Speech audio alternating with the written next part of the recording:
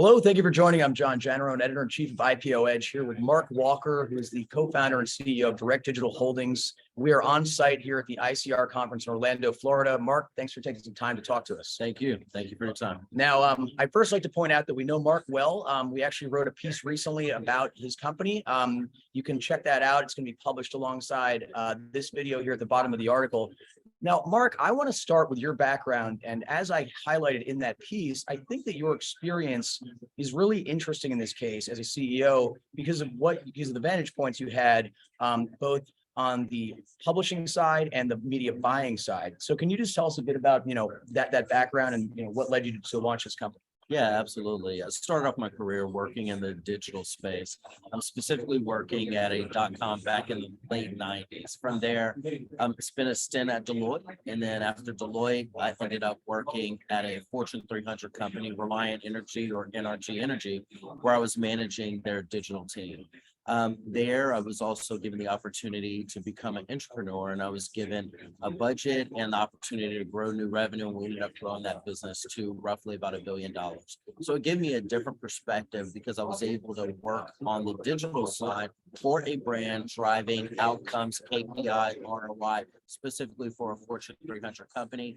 And then subsequent there, I went over to Ebony Media, where I had the opportunity to actually drive eyeballs to content and understand how to sell media in the programmatic ecosystem. So I had a top-down view of how the value chain worked and a bottoms-up view of how the value chain worked from both of my experiences. That's great. Now we're going to get into a little more detail about multicultural publications, but let's step back for a minute and explain to some of our viewers how all this works. So old media, so I'm talking about billboards, newspapers, television. I think it's pretty straightforward how that sort of advertising works, how those placements are purchased, with TV and ratings and so on. But can you perhaps more eloquently than I can explain how high-speed auctions work and how many impressions are actually processed every single minute around the world and how those purchases are made? Yeah, absolutely. So every time you look at your cell phone, ad is shown, or every time you go to TV, if you're streaming, you'll see an ad every 1 to 2 minutes. When those ads actually appear, there's actually an auction that's happening behind the scenes where brands are bidding on your impression at that specific second, at that specific time. And if two people are looking at the exact same page or the exact same website, they will be delivered to different ads based on the information that's being provided.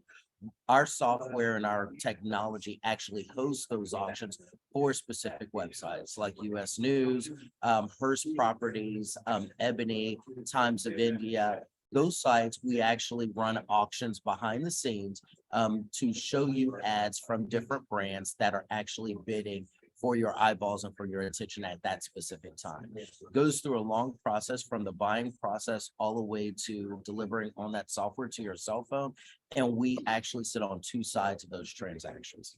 That's great. And now let's talk a bit about the geographic focus you have. Something that you and I discussed last time we spoke was how you're not really going to try to operate in San Francisco, New York. That's not your sweet spot. You're looking more for areas where you've got advertisers who maybe are just beginning to learn about programmatic advertising, and you offer something extra, and that is the ability to reach these multicultural publications' readership. Is that right? Yes, that's absolutely correct. So we work with about 300 different mid-market businesses all across the United States.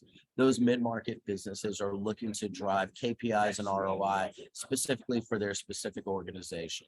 We actually execute the media buy for those companies.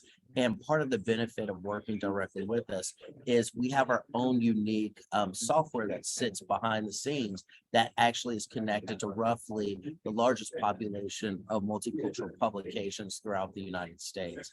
And the beauty of that is out of the 100 billion impressions that we have access to, roughly 20% is targeted to those audiences. And those audiences are going to continue to grow throughout the United States as that population represents 40% of the overall population of the United States. That's great. Now, I want to talk about 2022. Now, Mark, your company went public last year, and you're not alone, particularly being a technology company, seeing some selling pressure. But when I look at the fundamentals, they look pretty great. Can we just talk a little bit about that? How you exceeded expectations? Absolutely. When we went to market, we we knew that we had a growth story. We knew that we were in the right position. And we knew that our business model as well as our technology was sound.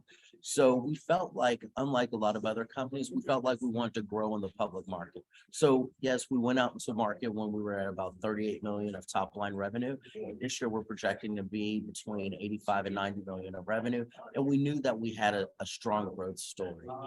We do believe that really over time, once people hear more about our company, and also with the tailwinds that we're actually seeing in the middle market, as well as in the multicultural audiences, we think that we're going to be able to continue that growth trend throughout 2023 as well.